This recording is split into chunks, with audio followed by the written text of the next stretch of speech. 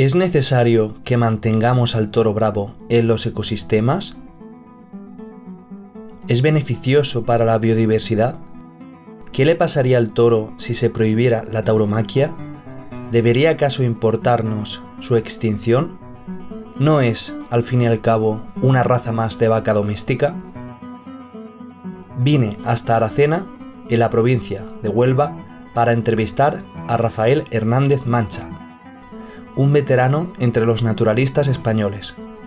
Es doctor en Geografía por la Universidad de Sevilla y es reconocido, entre otras cosas, por haber participado en el descubrimiento del lobo africano. En este vídeo, sin embargo, nos vamos a centrar en su experiencia con las dehesas de toro bravo, cuando ejerció como director del Parque Natural de Aracena y Picos de Aroche. Debido a este tiempo como director del parque y tras décadas viviendo en la región, Rafael conoce casi mejor que nadie este espacio y sabe bien cuál es el rol de los toros bravos en estos ecosistemas. ¿Qué papel deberíamos darle al toro bravo en la conservación? Hablamos con Rafael Hernández Mancha. Bueno, Rafa, conoces muy bien este terreno, has sido director conservador del Parque Natural de Aracena y conoces muy bien cuáles son las ganaderías que hay por aquí, ¿no? Nosotros hemos hablado muchas veces sobre el tema de rewilding y muy en concreto hemos discutido sobre cuál podría ser la función del toro bravo dentro de estos proyectos. ¿Por qué consideras que el toro bravo es una raza ideal para el proyecto rewilding o para algunos de ellos en esta zona al menos? Bueno, el toro bravo creo que hay que verlo desde el punto de vista de un animal salvaje. No hay más que acercarse a una ganadería de toros bravos para darse cuenta que es el bóvido que más recientemente el ser humano ha reproducido artificialmente, es decir, que hasta el siglo XV-XVI era un animal salvaje, en algunos casos incluso hasta el siglo XVII, y que se reproducía de forma natural, que vivía en estado absolutamente salvaje, de hecho se cazaba. Pero es que incluso en la actualidad, cualquier ganadería de toro bravo, el comportamiento del toro bravo representa, el toro bravo es un animal que huye frente al ser humano, que se considera una especie presa frente al ser humano, que es su depredador, y que huye, que corre, que tiene capacidad atlética para correr, que además es un animal que se defiende cuando se ve acorralado y que tiene la capacidad de defenderse de los depredadores como lo harían sus antepasados, es decir, como lo hacían sus antepasados. Por tanto, es una especie que se ha domesticado muy recientemente, que no ha perdido su estado salvaje y que además tiene ese comportamiento que pueden tener cualquier especie salvaje. Sí. Además, pienso que el toro bravo realmente es el uro, es el toro salvaje, pero en su adaptación mediterránea. Todo el mundo sabe que las especies, cuanto más al norte y en climas más fríos, pues son más grandes. No hay más que ver un ciervo de aquí, de los que hay por aquí, en Doñana, en Sierra de Aracena, en cualquier zona del sur, y compararlo con un ciervo del norte de Europa, de Finlandia o de Dinamarca o de Alemania, ¿no? Son enormes. En biología que habla de esto precisamente, ¿no? De cómo la varianza de tamaño guarda una correlación con las condiciones climáticas y con la latitud. Evidentemente, cuanto más masa corporal, más fácil mantener la temperatura. Y al revés, cuanto más delgados y más esbeltos, pues se adaptan mejor al calor. Más fácil disipar el calor. Cuanto mayor es la relación cuando menor es la relación entre superficie y volumen, exactamente, menor temperatura se disipa. Entonces es mucho más adaptativo en un clima frío tener más volumen en relación a la superficie que en un clima cálido que necesitas claro, todo lo contrario, disipar el... Exactamente. Entonces, ¿Cuál es mi teoría? Mi teoría es que el uro, ese uro que estamos acostumbrados a ver, con esos cuernos, con ese tamaño, con esos animales de 1,80 m, de 800 kilos, 700 kilos de peso, es un animal adaptado a climas fríos, bien del norte de Europa o bien de aquí, son restos fósiles de hace 12.000 años, que era cuando aquí estaba la última glaciación, ¿no? Entonces, ¿qué ha ocurrido con esos uros? Pues que han seguido en estado salvaje, se han cazado en la Edad Media y se han mantenido hasta la Edad Moderna en estado salvaje, y que lógicamente se han adaptado a los climas mediterráneos actuales y en estado salvaje. Pero es que incluso dentro del toro bravo hay ciertos encastes, como es el encaste Gijona, como es el encaste Navarro, como es el encaste Cabrera, que son especialmente cercanos al uro, por su cornamenta, por su tamaño, por su color, por su comportamiento, etcétera. Y bueno, a lo mejor la gente no conoce un encaste Gijona o Navarro, pero todo el mundo, si le digo un toro de Miura, todo el mundo tiene en la cabeza lo que es un toro de Miura, que es un toro de 700 kilos, que llegan a tener 700 kilos de peso, que son animales súper salvajes, súper difíciles de torear en una plaza de toros, súper difíciles de transportar, más aún casi que un bisonte. O sea, nosotros vemos un bisonte de los que tenemos, de los que se han reintroducido en España en los últimos años, o de los que quedaban en Europa en los zoológicos, y resulta que tiene un comportamiento menos salvaje, entre comillas, que un toro de Miura, ¿no? Entonces yo creo que el toro de Miura, con esos otros encastes que he nombrado, son toros especialmente cercanos al uro, y especialmente interesantes para rewilding, porque son verdaderamente el uro salvaje mediterráneo, y que se ha conservado hasta la actualidad. Claro. Aunque haya podido sufrir una cierta selección artificial humana, son razas que nunca han dejado de pertenecer al medio natural, es decir, siempre han estado desempeñando una función ecológica en el medio, siempre han tenido que sobrevivir a ciertas adversidades, ¿no? Parásitos, frío, etcétera. Bien, hoy día tenemos una veterinaria muy avanzada y hay unos tratamientos que hace 3 siglos o un siglo y pico no existían, ¿no? Y que sin embargo los bisontes, que es una especie que evidentemente no vamos a poner en duda de que es una especie salvaje, que todo el mundo considera que es una especie salvaje, sin embargo, todos los descendientes actuales del bisonte europeo son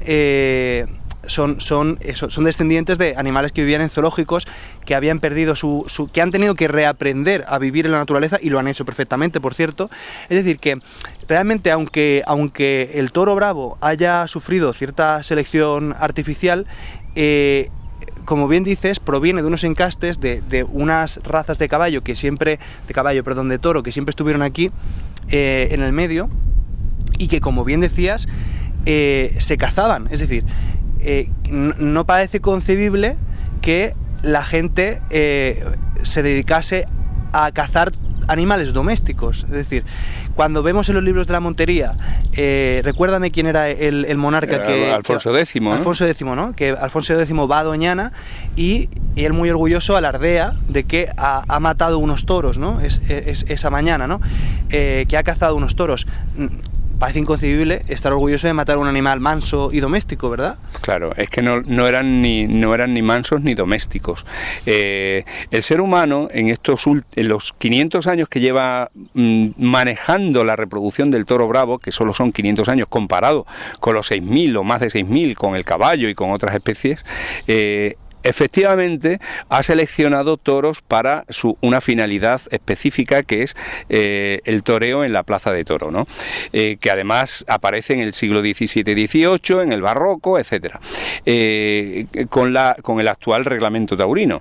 Entonces, para poder manejar un toro en la plaza, pues se necesitan toros que no sean especialmente altos, que humillen en el tercio de muletas, etcétera. Y efectivamente el ser humano ha podido intervenir mínimamente en la selección del toro bravo. poco en comparación con otras especies. Pero es que aún hoy existen encastes de toro bravo que no responden a ese patrón, y que son, pues como he dicho antes, el encaste navarro, el encaste Gijona, por ejemplo, que no se torean, que es que no sirven para las plazas de toros y solamente se utilizan para festejos populares, para soltarlos en las calles, etcétera, porque es un animal que no humilla, que no sirve para la corrida de toros, y que está, por cierto, en peligro crítico de desaparecer. Esos encastes que son valiosísimos.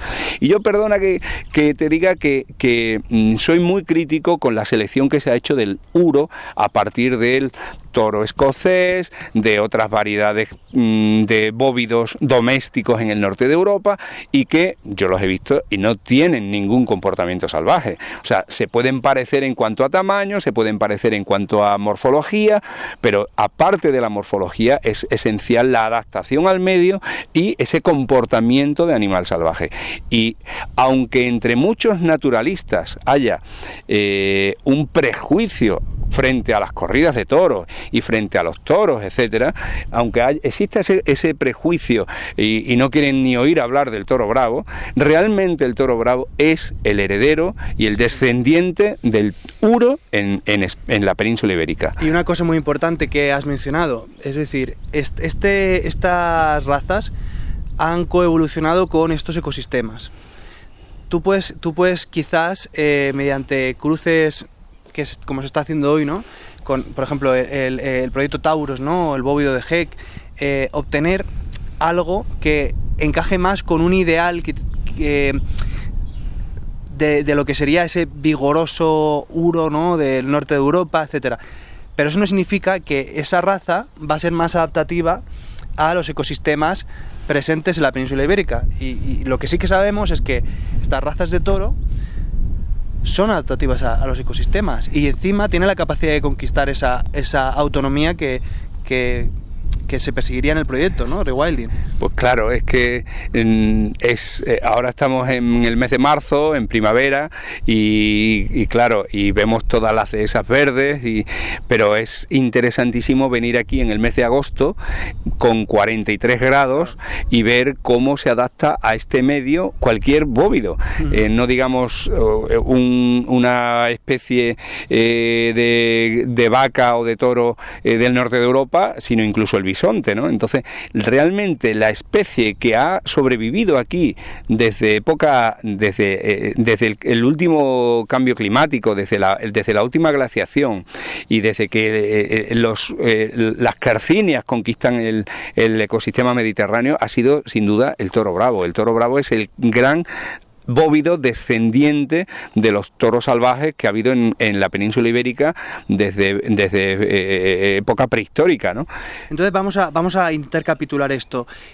Aunque el toro bravo haya sido creado en los siglos XVI y XVII mediante el cruce de razas presentes en estos espacios en aquel momento, esto no lo va a poner nadie en duda, y aunque es cierto que se ha seleccionado quizá con fines, ¿no?, que lo hagan apto para la tauromaquia, etcétera, todas esas razas de las que desciende el toro bravo son razas autóctonas que quién sabe si estuvieron aquí durante siglos, milenios, porque hay que decir una cosa, aunque las primeras vacas y toros fueran domesticadas hace 4.000, 6.000 años en el Oriente Medio, o los caballos fueran domesticados también hace tantos miles de años, eso no significa que aquí hubiese ese reemplazo tan temprano. Es decir, la domesticación nace en determinados puntos y tarda un tiempo en expandirse, y cuando lo hace, las razas domésticas se van hibridando también en muchas ocasiones con las razas locales. Es decir, estas tradiciones que la península ibérica se ha mantenido no solamente con los toros, sino también con los caballos, responden a rituales previos a esa domesticación que hoy ya conocemos. Es decir, la saca de las yeguas de Doñana, la saca de las bestas, ¿no?, de las bestas de Galicia, no tienen sentido, desde mi punto de vista, y por lo que he leído y por lo que he hablado con naturalistas muy destacados del panorama nacional, no tienen sentido dentro de un esquema de domesticación, de explotación, por ejemplo, para leche o ni siquiera ya para carne, porque me vas a decir tú, un pony gallego, ¿no? ¿Qué interés puede tener para la carne, ¿no? No son animales pensados, ¿no? El garrano gallego no es un animal pensado para este aprovechamiento, por ejemplo. Evidentemente el toro bravo es un animal incómodo. La verdad es que ha sobrevivido porque ha sido un animal totémico en las culturas mediterráneas, que en la península ibérica se ha mantenido. Es el animal más fuerte de la naturaleza, el animal que más dificultad ha tenido enfrentarse a él. Han pasado por aquí culturas, ha venido los pueblos celtíberos, ya lo tenían como animal totémico, han pasado pueblos colonizadores mediterráneos, cartagineses, griegos, romanos, ha pasado los visigodos, ha pasado al ándalo y se ha mantenido, y en la cultura popular ibérica se ha mantenido el toro como animal, ese animal totémico.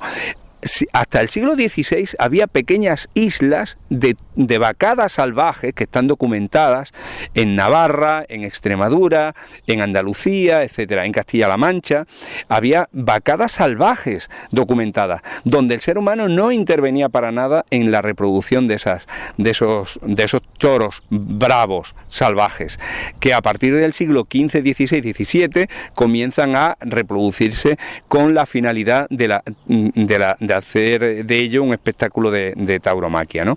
Pero si no fuera por esa finalidad, sin duda habría desaparecido o seguiría existiendo como especie de caza, es decir, como una especie que se cazaba, nada más, porque que es como ha existido. Y bueno, traduje en 2020 un libro de la Biblioteca del Escorial, un manuscrito árabe que se llama Kitab Janhara Ulum Fil al-Bayazira, que habla de cómo en el siglo XII cazaban vacas salvajes y toros salvajes en Mesopotamia, en lo que hoy día sería Irak, Siria, Jordania, etcétera. O sea que hasta allí había vacadas salvajes, ¿no? o toros salvajes, que han desaparecido en todo el Mediterráneo, salvo en la península ibérica, por esa finalidad dedicada a la tauromaquia, pero que realmente no deja de ser un animal salvaje que no tiene sentido. Es mucho más rentable económicamente,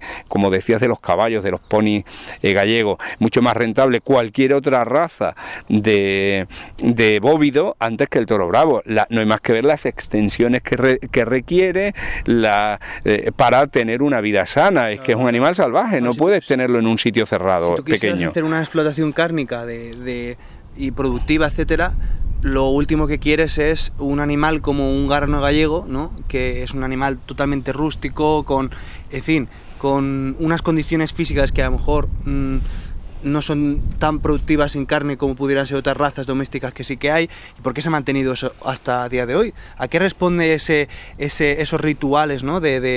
Y ahí, curiosamente, ahora que mencionas esta transversalidad, ¿no? desde Mesopotamia, pero incluso de la India hasta la península ibérica, del culto al toro, hay una filósofa de la tauromaquia que se llama María Tecovaleda, que ha escrito sobre esto, y ella sostiene eso, que el origen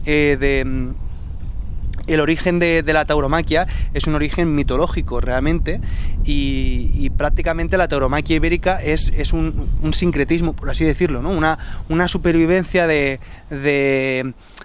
unos cultos que tienen un componente ritual y que muchísimas culturas se han desarrollado en torno al bóvido y su domesticación por todos los beneficios que aportaban a la población humana, ¿no? Y es muy interesante, ¿no? Pero yo, en ese sentido, yo lo pondría en relación también, por ejemplo, con las culturas amerindias, con las culturas indígenas americanas, donde ellos también tenían un animal totémico, que era el animal más fuerte de su naturaleza, que era el bisonte, ¿no? El bisonte americano para ellos era un animal totémico, igual que lo era aquí para los pueblos ibéricos. ibéricos, ¿no? Lo era el toro, que es el toro bravo, que por eso se ha mantenido, ya digo, hasta la actualidad, ¿no? Casi, yo digo que casi como un milagro, porque realmente se ha mantenido en esa cultura popular donde se han hecho festejos populares y no hay más que irse y vivirlo en el toro de Coria, en fin, en muchos festejos populares donde el varón demuestra su hombría cuando se pone delante de un toro, ¿no? Que al fin y al cabo de lo que se trata también en una corrida de toros, donde ahí ya se demuestra el arte, la habilidad que tiene ese torero para ser capaz de comportarse delante de un toro y a su vez ser capaz de matarlo con una espada, ¿no? Que no es un arma precisamente muy ofensiva en comparación con el tamaño del toro.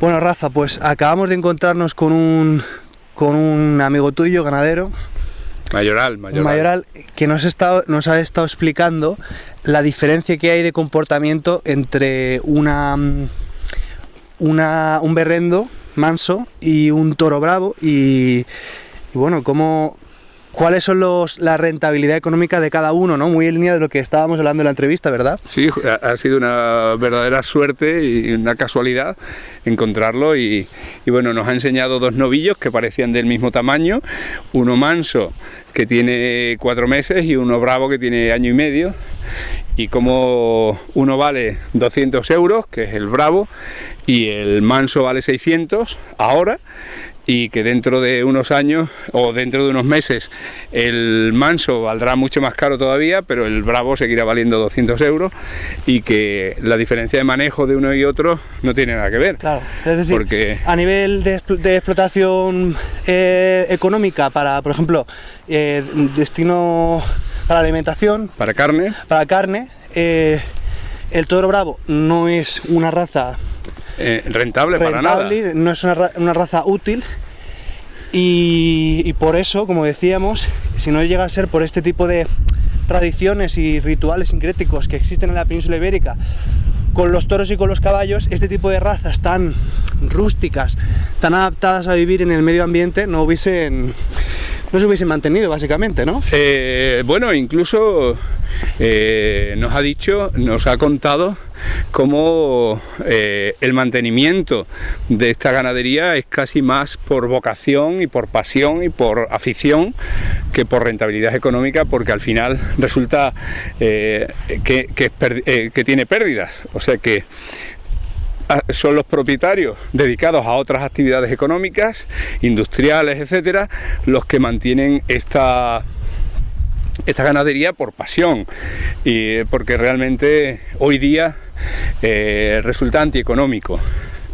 Sí, el precio que tiene un toro en relación al coste de su producción pues es negativo, entonces realmente nos decía que pronto, si esto se aplicaran criterios estrictamente económicos, tendríamos que ir a ver a los toros bravos a un zoológico junto a los bisontes, porque no habrá toros bravos y habrán perdido ese carácter salvaje, claro, que tienen de vivir en este caso en una finca de más de 1000 hectáreas en total libertad durante toda su vida. Sí. Desde luego el toro bravo hemos podido comprobar esta mañana que, aunque muchas imágenes no las hemos podido tomar o bien porque no tenía el equipaje o bien porque nos ha pedido este hombre que no grabásemos en su finca, y con todo su derecho, pero bueno, que hemos visto que tiene un comportamiento que es conflictivo en el sentido de que se resiste, ¿no?, a ser domesticado. Y en caso de que en un proyecto de rewilding pudiéramos integrar esta raza, ¿no?, pues el espacio tendría que tener unas condiciones. Bueno, sobre todo, como cualquier especie salvaje, yo creo que lo que necesitaría el toro bravo para ser utilizado en rewilding sería respeto, es decir, no se puede visitar, no se puede hacer turismo de una especie salvaje, porque pierde de algún modo su salvajismo. Claro. No sé cómo explicarlo. En África, lo hablábamos sin micrófono, en África tengo amigos que han estado en Tanzania, en Sudáfrica, en Botswana, etcétera, pues resulta que los elefantes o los bisontes, los búfalos, perdón, africanos son animales salvajes que pueden embestir a un toro, a un coche y volcarlo y causar daños personales. De hecho, son más peligrosos, me decían mis amigos que han estado allí, son más peligrosos los búfalos africanos que los leones, porque los leones normalmente no atacan al ser humano, salvo, sin embargo, un búfalo africano pues puede volcar. En ese sentido, si se hiciera rewilding con toro bravo, pues evidentemente habría que mantener un respeto a su espacio para que no ataquen. Ellos no atacan, de hecho hemos visto que huyen si tienen espacio para huir, pero si no tienen espacio para huir, atacan. Entonces ese es uno de los componentes de una especie salvaje, ¿no? A ver si me voy a preparar. Sí, yo creo que un componente de una especie salvaje sin duda es que tenga la capacidad de defenderse. Si no se defiende es que ha perdido ese componente salvaje, ¿no? Sí, totalmente. En el libro, por ejemplo, de Rewilding Iberia, que hablábamos antes de Jordi Palau, él habla de que en la superficie requerida para llevar a cabo un proyecto de esta naturaleza, pues sería por lo menos de 20.000 hectáreas, de las cuales 10.000 serían, diríamos, reserva integral, y alrededor podría haber formas de explotación que mantengan en cierto estado los ecosistemas, ¿no? Pues explotaciones tradicionales de caza, ganadería extensiva, usos, por ejemplo, explotación de la miel, etcétera, ¿no? Yo no estoy de acuerdo. Bueno, pero lo que está claro es que el espacio debería ser grande, ¿verdad, Rafa? Sí, pero creo que en ese sentido, y bueno, nos hemos encontrado con este mayoral de toros bravos, yo creo que hay mucho que aprender del manejo también de los toros bravos. Aquí no son 20.000, son 1.000 o 1.100 hectáreas, pero 1.100 hectáreas donde no entra el ser humano. Y si entra el ser humano, normalmente entra a caballo y entra en unas condiciones que no son las de un autobús turístico. Entonces, es posible que no haga falta tanta superficie, que es posible que no hagan falta 20.000 hectáreas, con 1.000 puede ser suficiente, siempre y cuando las visitas se hagan de un modo súper respetuoso con esos animales salvajes, precisamente para que no pierdan ese carácter salvaje. Incluso otro de los elementos de los que vamos a hablar hoy sería la caza, es decir, que siempre ellos sientan el peligro al ser humano. El ser humano es su depredador, no es una persona que va amigablemente al campo a verlos. O sea que siempre ellos deben de tener ese sentido de sentirse un animal presa, ¿no? Entonces, en una finca de toros bravos no entra nadie. Ese es otro de los grandes valores que tienen las fincas de toros bravos, que cría águila imperial, hay una naturaleza especialmente valiosa, porque no hay nadie que entre aquí, y no entra nadie por el temor al toro bravo, etcétera, pero realmente eso hace que sea un espacio intacto prácticamente por el ser humano, ¿no? Entonces yo creo que eso es muy importante. Sí, yo no sé exactamente cuál sería el modelo de visita turística más adecuado, pero puedo imaginar que, queriendo mantener esa necesaria distancia con el animal, no sé si en 1.000 hectáreas, pero quizá no necesitando 20.000 o 10.000, ¿no? como propone Jordi Palau en estas reservas. Sí es cierto que quizá, como se hace en África, ¿no? Visitas con vehículos autorizados por unas mismas zonas de paso, ¿no? En las cuales no se pueda siempre invadir el territorio de estos animales que son conflictivos y que podrían causar problemas, ¿no?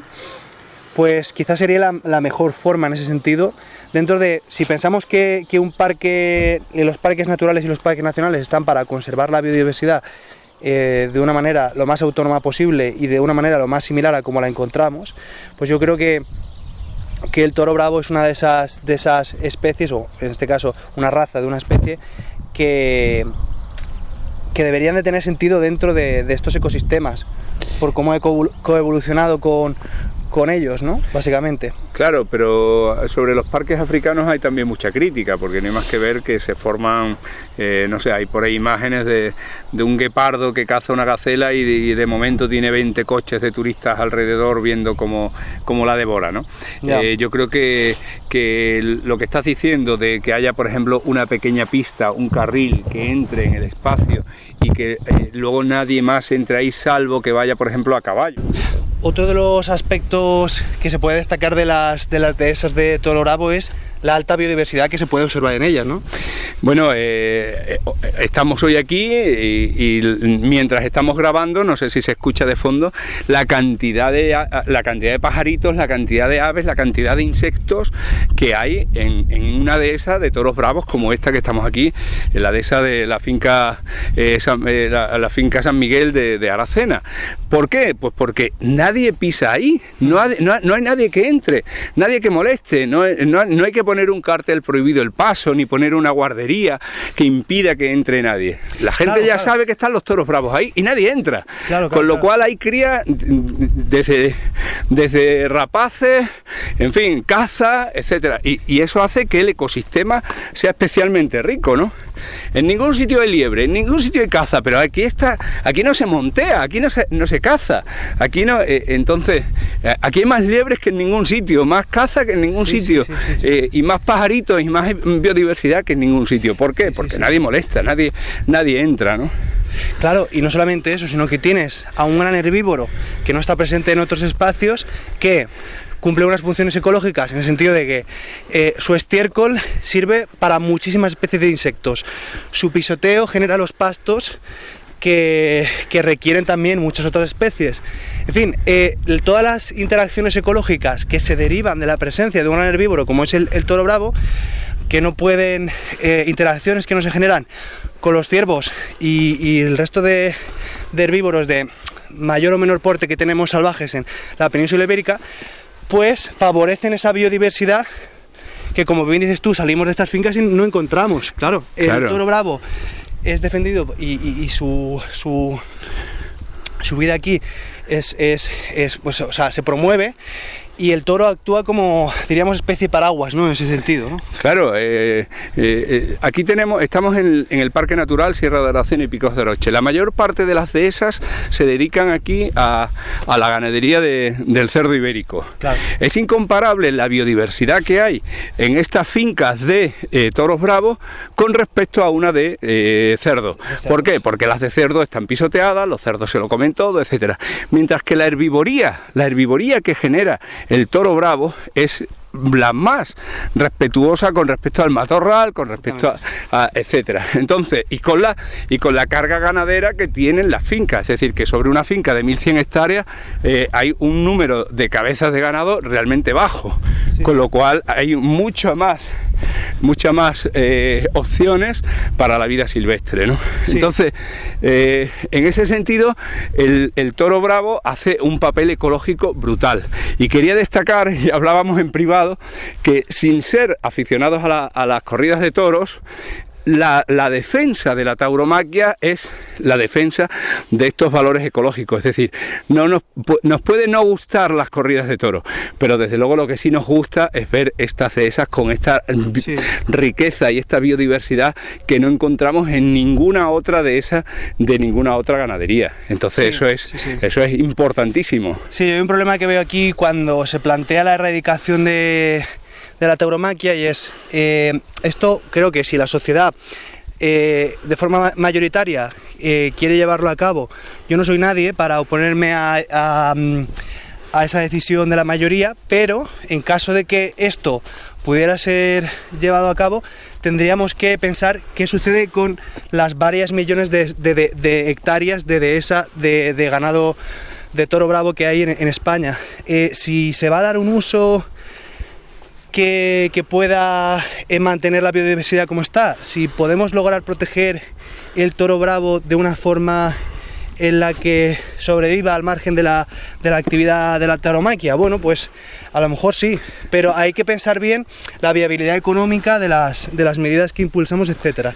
Entonces, desde un punto de vista ecológico, aunque desde un punto de vista ético-animalista puede ser que mucha gente considere que la tauromaquia es inaceptable, pero desde un punto de vista ecológico es cierto que aquí hay un beneficio muy grande para la biodiversidad, que en caso de que España en algún futuro decida prohibir la tauromaquia, como ya vemos que en algunas regiones, algunas comunidades autónomas se está impulsando o se ha hecho, tenemos que pensar qué sucede con todo esto, ¿no? No podemos simplemente decir, ala, prohibimos esto y estas 2 millones de hectáreas que tenemos de explotación de toro bravo con una biodiversidad increíble se convierten en trigal, ¿no? O se convierten en campos de avena o de centeno o de lo que sea, ¿no? Desde luego, si se prohibiese la tauromaquia en España, si se prohibiesen las corridas de toros bravos, aparte de la pérdida cultural y de patrimonio cultural histórico que supondría, desde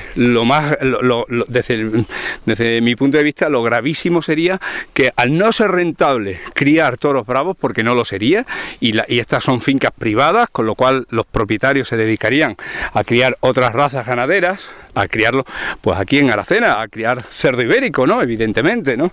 Pues evidentemente se perdería la enorme biodiversidad que estas fincas de toros bravos albergan, ¿no? Entonces el daño ecológico sería brutal. Y en Europa sería importantísimo que comprendiesen que las fincas de toros bravos tienen una biodiversidad como no existe en toda Europa, porque nadie pisa ahí dentro. Nadie pisa ahí dentro, no hay nadie que tenga el valor de poner su pie ahí. Entonces, como nadie pisa ahí dentro, la fauna silvestre y la flora se desarrollan en un estado como sucedía, que también lo hablábamos, desde hace miles de años. Es decir, estas dehesas tienen no siglos, tienen milenios, y estos paisajes tienen siglos y milenios. Entonces, esa biodiversidad única de las dehesas, que por cierto estamos en la reserva de la biosfera de las dehesas de Sierra Morena, esa biodiversidad se perdería sin los toros bravos. Como hemos abordado en el vídeo, la dehesa de Toro Bravo tiene un gran valor ecológico. Esto es ampliamente conocido entre los naturalistas. Por desgracia, el toro bravo es una especie que está politizada por asuntos que nada tienen que ver con su valor ecológico en los territorios donde habita. Si la sociedad española decide por mayoría que quiere acabar con la tauromaquia, creo que no sería responsable tomar esta decisión sin primero emprender una serie de medidas que aseguren la supervivencia y la protección del toro bravo, y segundo, la supervivencia y la protección de sus dehesas, los ecosistemas donde habita. Podrían ensayarse fórmulas intermedias, como la tauromaquia sin muerte, que según me consta es practicada en algunos países, pero en el caso de que la sociedad española quisiera dar un paso radical y acabar con cualquier práctica de índole taurina, yo creo que deberíamos de tener en consideración esto. Hay en España en torno a 500.000 de hectáreas de dehesa de toro bravo. Hectáreas de dehesa que, como hemos discutido, tienen un alto valor ecológico. Y desde luego, 500.000 de hectáreas, para que os hagáis una idea, el tamaño de la comunidad de Cantabria, no son una superficie pequeña para España o para un continente siquiera como el europeo, que está altamente erosionado. Es decir, no deberíamos de permitirnos el lujo de perder una superficie de ese tamaño en un estado de conservación, si no óptimo, cercano, y si no del todo salvaje, desde luego con una complejidad, las cadenas tróficas, que no vemos en otros lugares, especialmente porque, como he reseñado en el vídeo, el toro bravo está desempeñando el papel ecológico del uro eurasiático. Ha supuesto una continuidad del rol ecológico que desempeñaba el uro, ¿no? Me decía Benigno Varillas en una conversación hace poco que la palabra bravo en castellano, si bien hoy día se usa en pocos contextos, en un pasado la palabra bravo designaba a la palabra salvaje, era sinónimo de salvaje. se utilizaba de manera indistinta, ¿no? De hecho, él me habla de que hay crónicas, ¿no?, de los españoles que llegan a América y hacen estos primeros tratados de etnología, ¿no? Podríamos decir casi que los españoles en América fundan la antropología moderna en ese sentido, en los cuales ellos clasifican los pueblos indígenas según si son bravos o si son mansos, ¿no? Si son bravos es que se resisten, son conflictivos, ¿no? Están salvajes. Pero también me decía Benigno que la palabra bravo se ha utilizado mucho en descripciones, por ejemplo, de los espacios, ¿no? Un monte, cuando se decía que un monte era bravo, significaba que estaba poco intervenido, que era salvaje, que no estaba domesticado por el ser humano, ¿no? De cualquiera de las formas, el toro bravo está politizado y los defensores de la tauromaquia dicen que la única forma de que sobreviva es a través del mantenimiento de esta práctica y de todos los dispositivos que hay estatales, ¿no?, de subvenciones, de ayudas, etcétera, ¿no?, para su mantenimiento. Desde luego, es muy probable que si la sociedad española prohíbe la tauromaquia, todos estos espacios dejen de ser rentables y la conversión más lógica o más probable sería convertir el espacio a dehesas de cerdo, ¿no?, ya que está la dehesa hecha, sustituir al toro por el cerdo, o hacer una conversión más agresiva y cambiar el territorio para otro tipo de aprovechamiento agrícola. En cualquiera de los casos, bien sea conversión hacia el cerdo o transformar el territorio, se pierde biodiversidad, se pierde valor y desde luego yo creo que se pierde un animal que ya no solamente es fundamental en muchos espacios, que ha coevolucionado con este territorio, que ha sustituido el rol del uro euroasiático, sino que además se pierde un icono, un animal que desde mi punto de vista está en la identidad y en el patrimonio, en el arraigo popular, cultural de muchas personas, ¿no? Desde mi punto de vista, creo que en este escenario, y aunque no se produjera este escenario, creo que sería muy interesante ensayarlo también, creo que el toro bravo merece o un parque nacional para él, es decir, un parque natural o nacional, pero yo creo que un parque nacional de dehesa de toro bravo, creo que sería algo muy, muy, muy interesante, o estar presente en parques nacionales de dehesa como son Cabañeros o es Monfragüe, ¿no? Creo que ahora que están lanzándose proyectos de rewilding, vemos que en toda la España vacía de la Celtiberia, Rewilding Europe ha comenzado a introducir tauros, ¿no?, esta nueva raza creada con una mezcla de distintas razas de toda Europa. Yo pienso personalmente que sería un movimiento muy interesante a nivel de conservación reivindicar el toro bravo como una herramienta de gestión del territorio, que bien sabemos que tenemos incendios constantemente en España, y especialmente los parques nacionales que representan los ecosistemas que han convergido, que han coevolucionado con el toro bravo. En este caso, Monfragüe y Cabañeros parecen muy indicados. Hay que tener en cuenta que un parque nacional para el toro bravo, un hipotético parque creado para el toro bravo, o un parque natural existente o nacional ya existente que contase con el toro bravo, ganaría una relevancia inmediata, ¿no? Yo creo que el peso que adquiriría un parque nacional para el toro o un parque nacional que ya exista que incluya al toro bravo sería grandísimo. Yo creo que probablemente se convertiría en el parque nacional más icónico de España por, como ya digo, el gran impacto cultural, el peso cultural que tiene el toro bravo en nuestro país, ¿no? Y es un peso cultural no solamente reconocido a nivel nacional, sino también a nivel internacional, ¿no?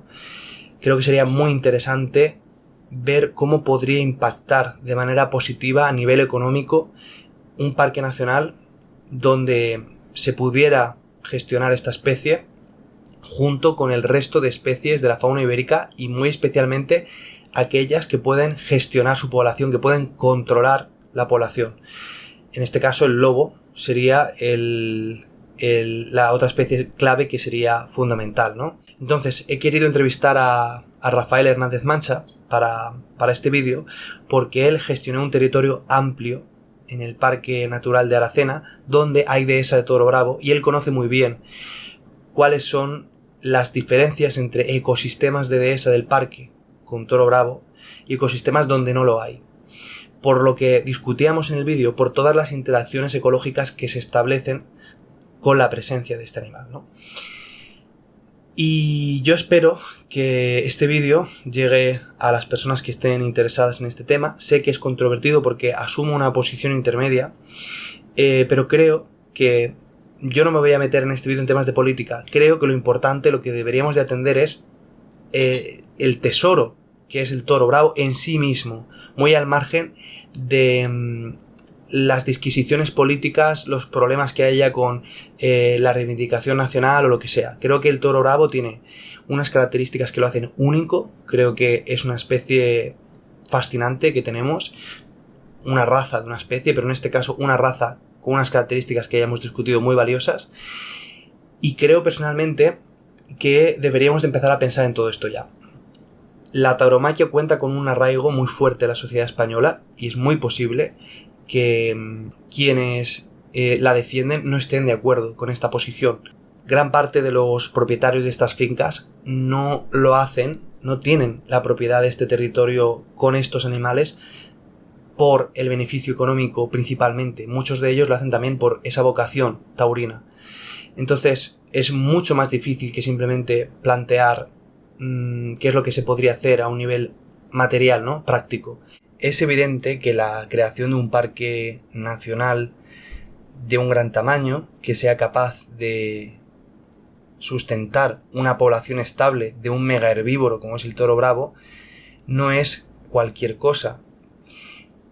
Y todos estos territorios ahora mismo se encuentran bajo gestión privada y, como digo, muchos de estos propietarios no tienen el interés de colaborar si no es para el mantenimiento de la tradición taurina. Pero por otro lado, ¿cuál es el potencial de un parque nacional con toro bravo? Yo creo que es tan icónica la especie que iría gente no solamente de todos los puntos de la geografía española, sino también vendría gente del extranjero. Creo que la economía que podría generar a nivel turístico un parque nacional de toro bravo sería muy superior quizás a los dividendos que actualmente genera la tauromaquia. Y en este sentido, quizás para algunos de los propietarios de estas fincas podría ser interesante. Además, gozarían del prestigio de haber colaborado en una iniciativa como es la preservación de esta especie tan icónica y tan intrincada en la identidad nacional, ¿no? Por otro lado, hay soluciones intermedias. Una finca en la cual hubiera toros bravos en un régimen de mayor libertad y donde hubiese presencia de lobos, pues no sería incompatible necesariamente con el uso de estos animales para la tauromaquia en caso de que la sociedad española no quiera acabar con esta práctica. Esto, como digo, no es el tema de debate de este vídeo, pero en cualquiera de los casos creo que necesitamos un parque para el toro bravo.